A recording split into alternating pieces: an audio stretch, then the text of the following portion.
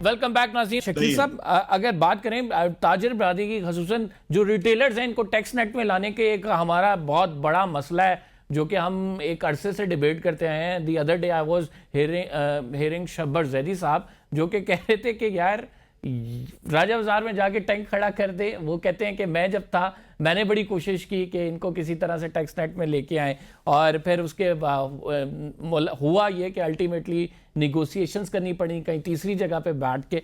तो ये जो टैक्स नेट बढ़ाना है, फिर इसका एक अलग, वो मैं फारूक साहब से पूछूंगा कि टैक्स नेट तो आपने बढ़ा दिया, रेवेन्यू मजीद जनरेट कर दिया, लेकिन उसका आपका इस्तेमाल कैसा है? शाह खर्चियाँ आपने कम की हैं या नहीं, या सरकारी अखराजात आपकी कमी हुई है या नहीं, या ऐसे इदारे जो परफॉर्म नहीं कर रहे हैं उनमें राइट साइजिंग हुई है या नहीं, ये अलग डिबेट है। लेकिन आपसे मैं ये जानना चाहूँगा कि टैक्स नेट को बढ़ाने के लिए हुकूमत क्या कुछ कर सकती है?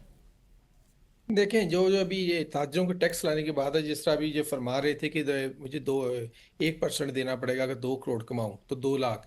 आप सैलरी क्लास से देखें, अगर कोई बंदा 5 लाख कमा रहा है पर मंथ, उसको शायद इससे इन कितना देना पड़ता है। बात ये है कि हमें पूरी जो सोसाइटी है इसको समझने की जरूरत मैं है। फरूख साहब को इंटरेक्ट कर रहा हूं। हमने सैलरी पर्सन की सेविंग है, हमारी टर्न आउट पे पैसा टैक्स दिया जा रहा है। थोड़ा सा करेक्शन कर लें प्लीज आप। हमारी भी टर्न आउट ही है कि जो पूरे महीना के एफर्ट लगा के हम करते हैं, हम इन्वेस्टमेंट करते हैं, स्किल की इन्वेस्टमेंट है। आपकी अगर सरमाए की है तो दूसरे की स्किल की इन्वेस्टमेंट होती है। दूसरे को मत कहें कि वो सर पता नहीं मुफ्त में लेके आ रहा है, अगर उसको पैसे उसने बाद नाम लिखा हुआ तो उसको घर पे पैसे भेज देते हैं।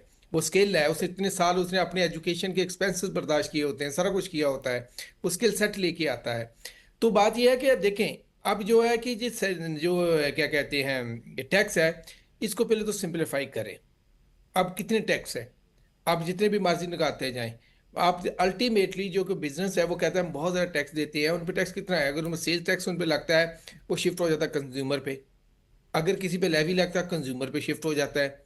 जो भी टैक्स आता है वो कंज्यूमर पे शिफ्ट हो जाता है with the name of cost of production.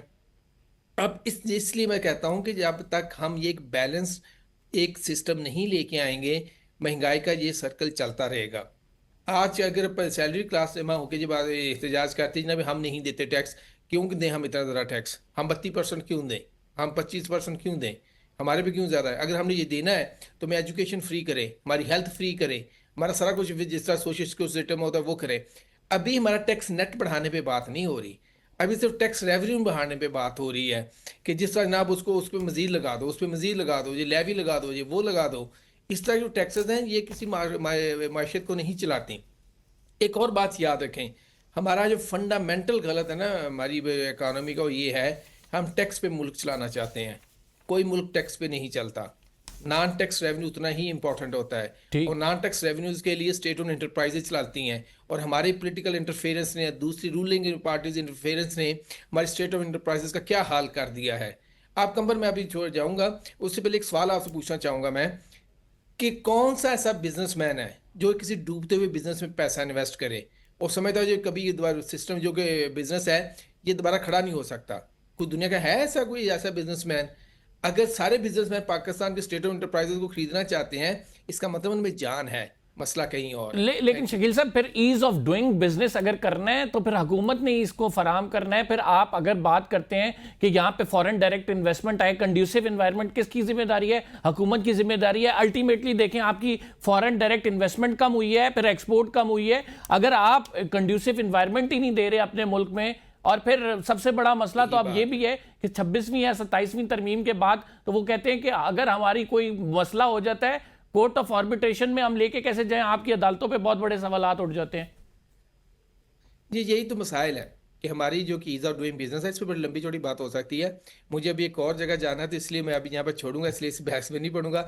ये सवाल फ़र्क साहब से पूछिएगा। Thank you. ठीक है फारूक साहब, आपकी जानिब बढ़ूंगा। ईज ऑफ डूइंग बिजनेस या कंड्यूसिव जो है वो बड़ा ज़रूरी होता है। हुकूमत उसको देने के लिए जाहिर बात है आपने अपना रेवेन्यू बढ़ाना है, आपने अपनी इनकम जनरेट करनी है, तो उसके लिए आपको इकदाम उठाने पड़ेंगे। हुकूमत क्या इकदाम उठा रही है? पर्टिकुलरली आपको उस डायरेक्शन में चीज़ें होती हुई नजर आ रही हैं?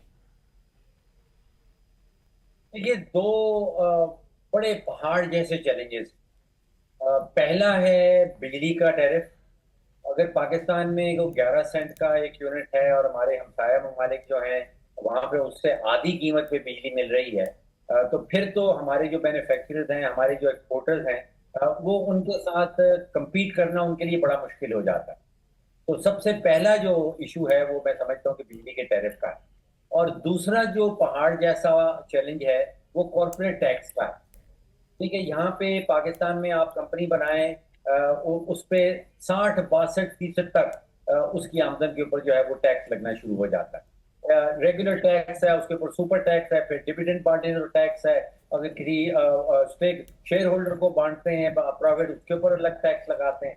तो ये 60-62% पे चला जाता है। अब आप 193 ममालिक हैं यूनाइटेड नेशंस के। मैं ढूंढने निकला तो मुझे एक अफ्रीका का मुल्क मिलता है जहां पे कॉर्पोरेट टैक्स जो है वो पाकिस्तान के कॉर्पोरेट टैक्स से ज्यादा था। बाकी आप समझिए कि 191 ममालिक ऐसे हैं जहां पे कॉर्पोरेट टैक्स का रेट पाकिस्तान के कॉर्पोरेट टैक्स रेट से नीचे है।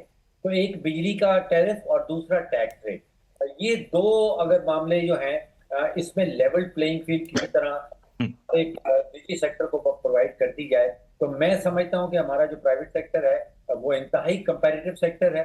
वो दुनिया में किसी भी और सेक्टर से compete कर सकता है। शर्त ये है कि उसको लेवल प्लेइंग फील्ड मिल जाए। इसमें आपने एनर्जी की भी बात की, चूंकि एनर्जी का सेक्टर एक बहुत बड़ा आप समझ सकते हैं कि उसमें हमारी बहुत ज़्यादा डेट सर्विसिंग भी जाती है। और डेट सर्विसिंग की अगर बात करें तो तकरीबन आधे से ज़्यादा बजट तो हमारा उसमें चला जाता है। आधा बजट 7,000 अरब अभी भी रखा गया है, 3,000 अरब जो है वो आपकी सूद की अदायगियों का भी है। तो आप इसको कैसे देखते हैं कि इसको कम करने के लिए वो एक लंबी डिबेट है कि हमने रिफॉर्म्स में जाना है, लाइन लॉसेस कम करने हैं, थेफ्ट कम करना है, लेकिन राइट डायरेक्शन में कोई स्टेप तो उठाया जाए। अब इट्स 5th बजट शहबाज शरीफ साहब का एज अ प्राइम मिनिस्टर, लेकिन हमें आप रिफॉर्म्स की बात कर रहे थे फारूक सलीम साहब, उस तरह से रिफॉर्म्स तो होती किसी सेक्टर में नजर ही नहीं आई है। जी, बिजली का आई थिंक सबसे बड़ा जो खतरा है, जो चैलेंज है, वो बिजली का शोबा है। आप सोचिए कि अगर आपने एक माशी बिल्डिंग खड़ी करनी है, चाहे वो 10 मंजिला हो या 100 मंजिला हो, उसकी जो बुनियाद है वो उस मुल्क का तवानाई का शोबा होता है। और अगर तवानाई के शोबे के अंदर, अगर हमारे बिजली के शोबे के अंदर 2,500-3 हज़ार अरब का गर्दिशी कर्जा चल रहा है, पहले गैस के सेक्टर के हवाले से जो है वो गर्दिशी कर्जा सामने नहीं आता था, अब वो कोई 3,500 अरब का गर्दिशी कर्जा वहां पे नजर आ रहा है। तो तवानाई के शोबे को अगर कलेक्टिवली देख लें तो तकरीबन 6,000 अरब रुपए का तो सिर्फ गर्दिशी कर्जा चल रहा है। और मुझे पिछले कई सालों से हुकूमत, चाहे वो पीपल्स पार्टी की हो, चाहे वो पीटीआई की हो या वो पीएमएलएन की हो, बिजली के शोबे के अंदर कोई मेजर रिफॉर्म एफर्ट, कोई इस्लाहाती इकदाम जो हैं वो उठते हुए नजर नहीं आते। जावेद साहब, आपकी जानिब बढ़ूंगा। आप क्या समझते हैं कि मुख्तलिफ हुकूमतें आई, तहरीके इंसाफ की हुकूमत भी आई, मुस्लिम लीग नून की हुकूमत भी आई, अभी भी मुस्लिम लीग नून की हुकूमत है, पीपल्स पार्टी ने भी अपना दौर किया, ताजिर दो स्कीम किसके दौर में ज्यादा अच्छी रही? देखिए जी, मैं तो इन तीनों हुकूमतों को बड़े करीब से हमने देखा है, लेकिन मियां नवाज शरीफ साहब के लिए एक बात आम थी कि ये ताजिर दोस्त स्कीम लिए, ये ताजिरों के लिए बेहतर काम करते हैं। लेकिन अफसोस हमें होता है कि हमने तीनों हुकूमतों में देखा ताजिरों के लिए इन्होंने कोई भी ऐसा काम नहीं किया जिससे ताजिर तबका इनसे ज्यादा खुश हो। और आने वाला, जैसे फारूक सलीम साहब ने एक बात बताया, जो गर्दिशी कर्जा जो है ये मुल्क का सबसे बड़ा बेड़ा गर्क इस गर्दिशी कर जो आईपीपी से जो मुआहिदे हुए हैं वो मुझे नहीं समझ में आती कि बगैर देखे सोचे समझे वो मुआहिदे किए गए। आपकी जनरेशन के जो उनकी जनरेशन है वो सारी हमें लेनी है, कंज्यूम हमारी हो नहीं रही। तो इस तरीके से मुल्क नहीं चलते। मुल्क को चलाने के लिए दूसरी बात ये थी, अभी जो साहब आपसे चले गए, मैं भी यही बात कहना चाहता था, टैक्स की शरह बढ़ाने से बेहतर है टैक्स का दायराकार बढ़ाया जाए। अफसोस ये होता है कि हुकूमत ने एक टेबलेट एंटीबायोटिक है उससे तमाम बीमारियों का इलाज उन्होंने सोचा कि इसी से करना है कि टैक्स की शरह बढ़ाते जाएं और इस मुल्क को चलाते जाएं। मुल्क इस तरीके से तरक्की नहीं करेगा। जो लोग जो टैक्स नेट में नहीं है उन्हें लेकर आना चाहिए, जो लोग टैक्स नहीं देते उनको ऊपर टैक्स लगना चाहिए, हाँ वो कोई भी शोबा हो।